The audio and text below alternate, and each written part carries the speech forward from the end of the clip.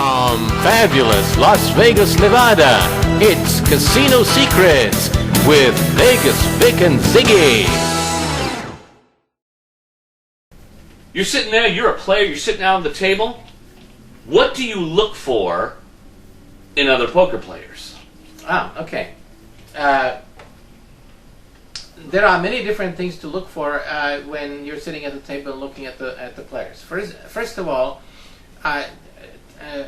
when somebody comes into the game, or if you sit down and you look at the game, scan the table and see how comfortable they are at the game. Mm-hmm. Look at the way that they stack their chips. If they got their chips stacked in a nice, neat triangle like this in front of them, Mm-hmm. they've usually played the game before. Okay. If they got chips haphazardly stuck around there, then you have to make the determination of, are they just a jovial tourist Mm-hmm. that's new, or are they a clever pro that is disguising himself as a jovial tourist and is trying to give the impression of being drunk and sloppy? Got it. All right. So, and also look at the way people look at the cards. Do you find yourself? Okay. Also, you also have to look at the way that they handle cards. Do they kind of fumble with them, and are they unsure? Or do they just very skillfully just peek at them and look at the two corners and find out what they've got? Do they have to constantly keep looking back?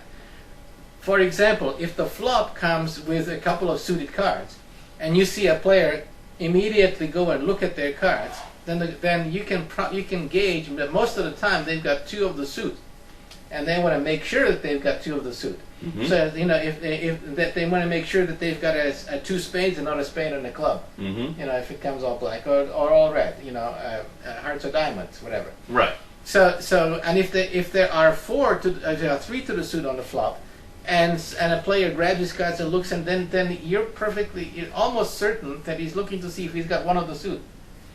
Right. So that's a sign of novice players, because novice players usually don't remember the cards, and if they're unsure, they want to take a quick look to make sure. Okay.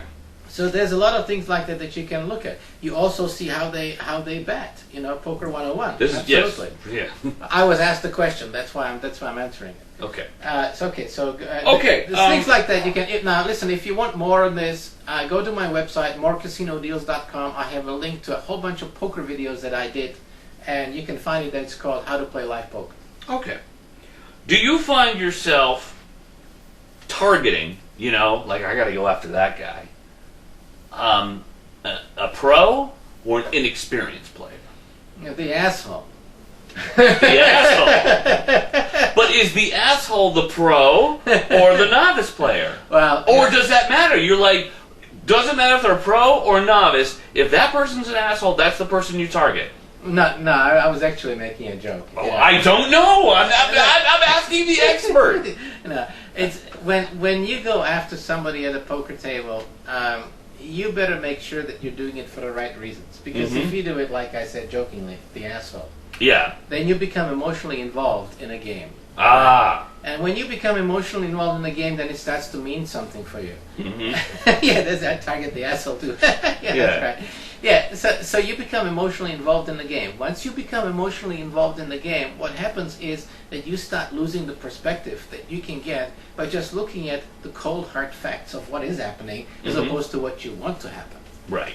And so what you're gonna find is that if I'm going to target somebody, I'm going to target them because I've either spotted a tell, or I think that they are a weak player overplaying their hands or underplaying their hands. Mm-hmm. Or if the player is a strong player and he's obviously a professional or a semi-professional, somebody who knows the game, right? Then I'm going to see exactly how limited they are in their flexibility.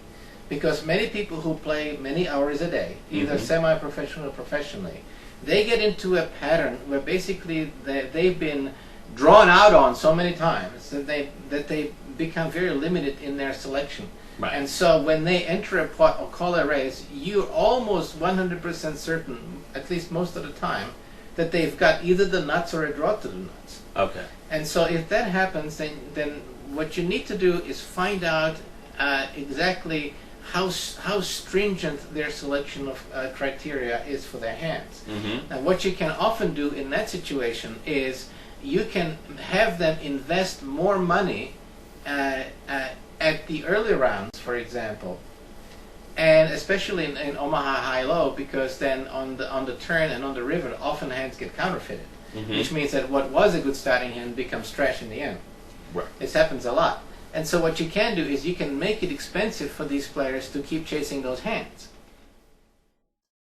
Hello, Vegas Vic back again. Thank you very much for watching our program. Please don't forget to subscribe to our channel. It's very easy. Just click the subscribe button on your screen. It only takes a second, and then you'll be notified every time we post a video. You can also follow me on Twitter. My handle is @GamingAuthor. So until next time, I'll see you soon. So long.